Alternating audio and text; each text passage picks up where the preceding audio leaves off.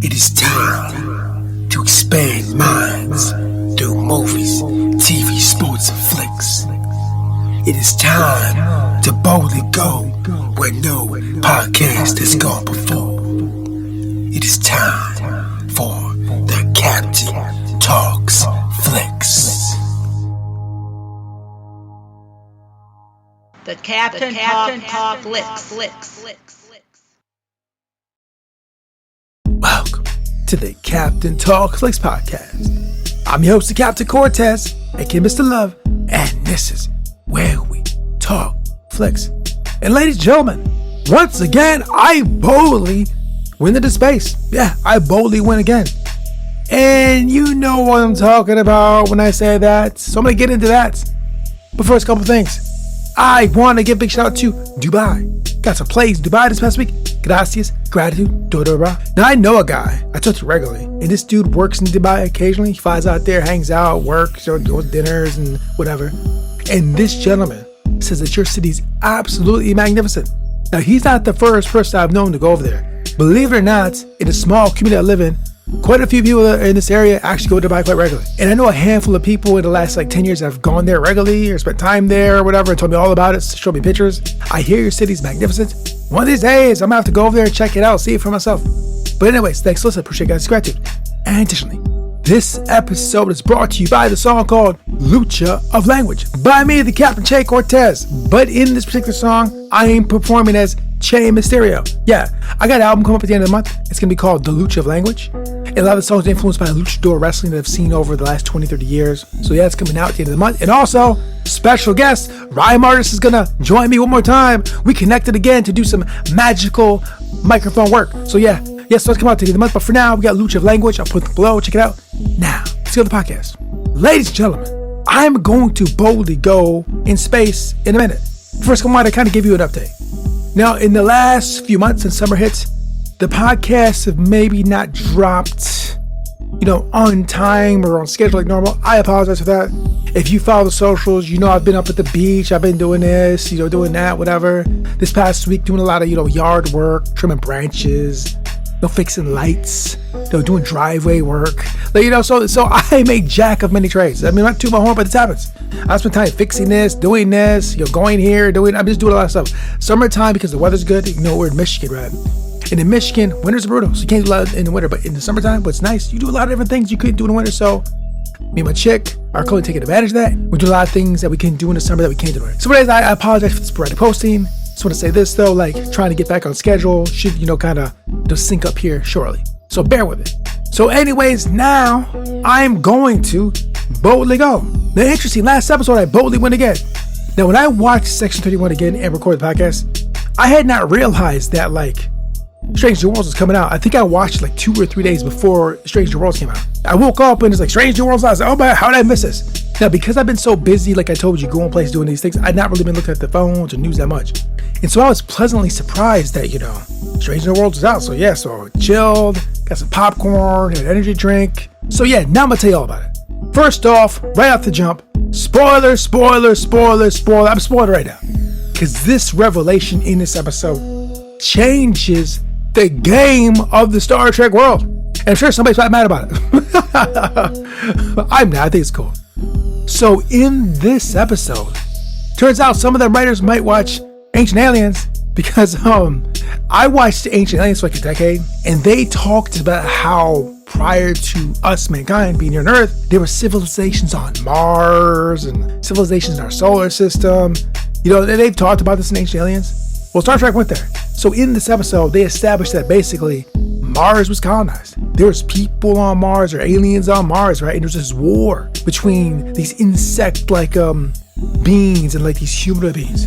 This war, this battle. So Pike finds himself back in time, 65 million years, and having to make some choices in that moment.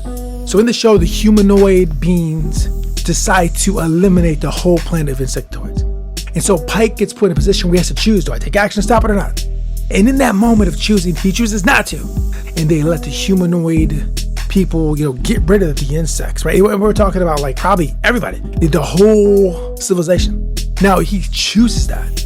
Now he is an individual that sits around and ponders past, ponders future, and just spends a lot of time thinking about things. I can relate. I just as well. And so like in the moment, he just went with what his gut told him, and he told us that.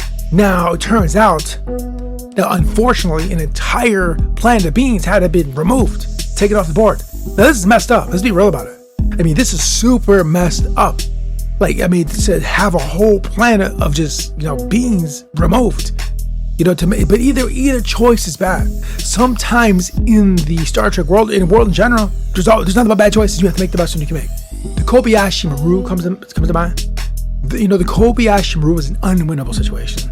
Unless you're Captain Kirk and then someone else beat it, took him where it was. There's like 2 or 3 people that beat it. No, Captain Kirk beat it because he reprogrammed the computer. But other than that, it's really the unwinnable situation. And it's supposed to teach you how to accept loss. Now, I have, unfortunately, experienced my Kobayashi Maru multiple times. And I've talked about it on the podcast many times. And it's supposed to train you that when there's no good options, you have to choose something. You can't not choose something. I was watching Section 31, like the other day, and then one of the characters, I can't remember what his name is, but he was very indecisive. Multiple options, couldn't choose. They're like, bro, you got to choose. Because you have to choose. When you're in a position of command or leadership, there's nothing but bad choices. A choice has to be made. You can't be paralyzed, not do anything. Action has to be taken, right? And so in that moment, he chose that. But this is what his Starfleet training prepares him for. All the captains have been trained at Starfleet Academy, and also the life experience of navigating being captain of a ship for so long. He just went with what he thought was the best choice. And turns out it was, because humanity still lives. Now, one additional thing that makes it more interesting is that after the planet, there's this 5th planet they destroyed. They didn't destroy Mars, to be clear. Mars isn't where these insectoids live. The humanoids lived on Mars, and then these insectoids lived on some other planet. But it turns out after they destroyed the planet, that planet became the asteroid belt in between Mars and Saturn or something like that. I can't remember specifically, but whatever that is. And then the excess part of the planet landed on Earth and killed all the dinosaurs. So the meteoroid that you might have heard in school, they said possibly landed on Earth and tried to destroy the dinosaurs. Like that, you might have heard of that, where there's a big asteroid, one of the theories, and it crashed around Mexico and all the dinosaurs died. Well, apparently in the Star Trek world, now it's canon, Pike did that. I mean, Pike did that.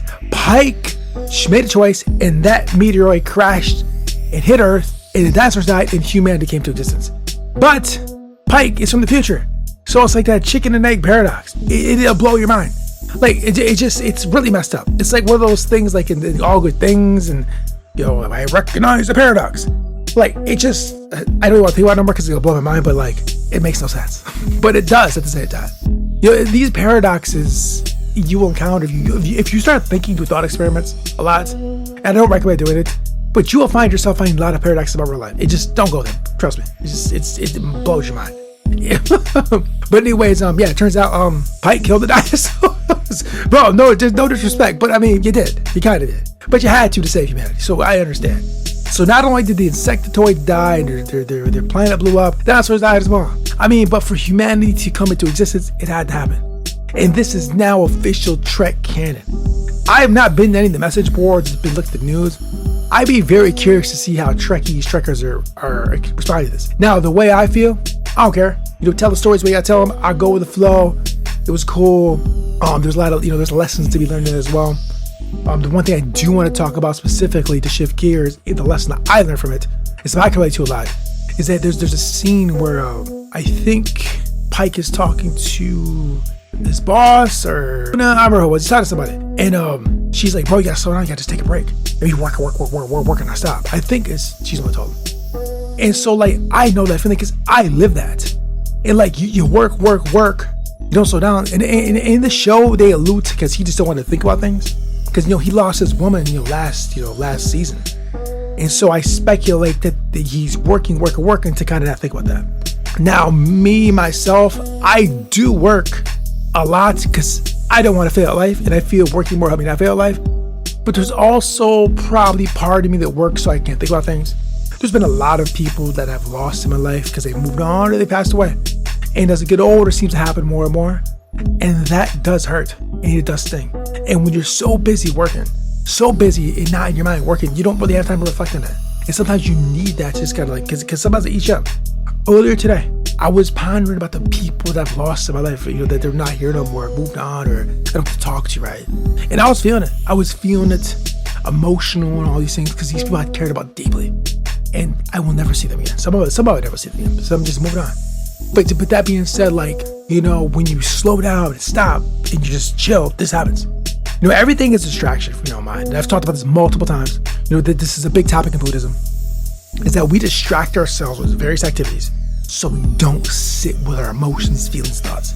This was told to me by Chogyam Trungpa, also Thich Nhat Hanh. These are two Buddhist monks I've read heavily over the last decade, and they both have said that we pacify ourselves and we distract ourselves so we cannot sit with bad feelings. And we're talking like working, playing video game, drinking alcohol, whatever, watching movies, whatever distraction to not sit with yourself. Because people just can't sit with their thoughts in their mind because it just drives them crazy. And I will say, in my experience, I agree with this. When I first started going down that path, that path there, the meditation and the mindfulness, to sit in this space, quiet, no TV, no radio, by yourself, it was a bit much at first. Like, it was very overwhelming. It took many years to sit with that. Now, real quick, I don't want to get into this deeply, but there's a concept called the monkey mind. You should Google it or look it up. And a lot of these monks talk about it. And I know psychologists have another term for it. But it's that voice in your head that's just very negative that some people have. And say you can't do whatever. Like that right there is why people can't sit in silence. Because that does happen. I experienced it firsthand. I know this to be true. And so I imagine that Pike don't want to sit with himself with that because he may be experiencing some form of that, possibly. I don't know. I'm no expert. But I just know from working a lot, it does distract you from pondering, thinking, and feeling emotions about certain things. You're too busy. So he's doing that, and they're his coworkers or his shipmates are like, bro, you gotta kind of just take a break. And I can relate myself. Renee LA told me many times, you just gotta chill. You're working too much, and she's right. I've been working constantly for years upon years nonstop, trying to get ahead, trying to make it, trying not to fail. I have that David Goggins, Tom Brady drive, to be realistic with you. I just need to be doing it, and I know I gotta stop and rest. And that happened. As you see them going to the beach or arcades, I'm also trying to take more time to relax. So anyways, Pike, you should relax as well. I mean, it did just kill the dinosaurs, bro. So anyways, last thing, it looks like today I saw a post from the Comic-Con, and it does show that the new Trek movie is going further in the future. So I think that furthest in the future we went, it was with Discovery, and they're going beyond that. And so I guess it's still gonna be connected to the Star Trek universe, but it's so far in the future that it's not gonna affect how that is, so it should be interesting to see what that future looks like, right? Very interesting. I mean, these writers and their minds, I'm sure they come up with some, interesting ideas that show that. And, like me, I look forward to it. I always love new Trek coming out. It is unfortunate that a lot of these shows we've been watching, I believe, are coming to a halt and could be done. And if I understand what I've been reading correctly, there's going to be no TV shows. I think that's true. That may or may not be true. I believe that's the case. I believe going forward, at least currently, there's just going to be the new movie. And then once these shows are done, that's it. They're done. I think that's true. I hope that's not true, but it might be true. You think they could do movies and TV shows simultaneously? I don't know. I don't know what the money's like. I don't know what the will's like. I don't know what's going on. There's a lot of movement corporately between these mergers and stuff that I don't know anything about. It's beyond my skill set or knowledge base, and I'm not judging or talking mess. But they just need to work that out, and maybe once that gets worked out, these properties we have down here will get more ironed out what's going on. I imagine that trying to run the business, and this is just my assessment, it's not meant as negative, and that's going on, it does probably affect things, because they probably don't know who's locked in to do certain things and do what, and then once it gets all figured out, maybe that'll get a clear picture of that. And they got to do their thing. I mean, I know these things take time. So someone that studies businesses and does investments and all this, I know these things take a lot of time. There's a lot of processes and things got to happen that's beyond my skill set and knowledge. And it'll get all worked out. And then once it's worked out, we'll know more definitively what Trek will look like. But you know what, though? I guarantee you, it's going to look good no matter what. Trek always looks good, baby. You may disagree with me, but it's not true. You may disagree with me, I disagree with you. Trek always looks good. Trek is always good. It doesn't matter whether it's TV show, in the future, in the past, prequel, sequel, cartoon. I don't care, bro. It's always good all the time. It is the best franchise on planet Earth, and I still stand by that years later. Now, one last thing. If you've been following this podcast for a long time, you'll remember I talked about when CBS All Access was coming out. Remember CBS All Access? She might have forgot that. Well, yeah, CBS All Access. Before it was Paramount Plus. Star Trek was coming out. Discovery, new show. I talked about it a lot. I said, it's coming back. We're still here, 2026. I think it was 2017, 16, somewhere in there. I saw about that. Yeah, 26, we're still here. Trek is still here. Trek is hitting a 6th year. Trek is unstoppable. So anyways, until next time, we'll see you. Live long and prosper. Spock. Till next time, scatter the peace. The Captain Talks.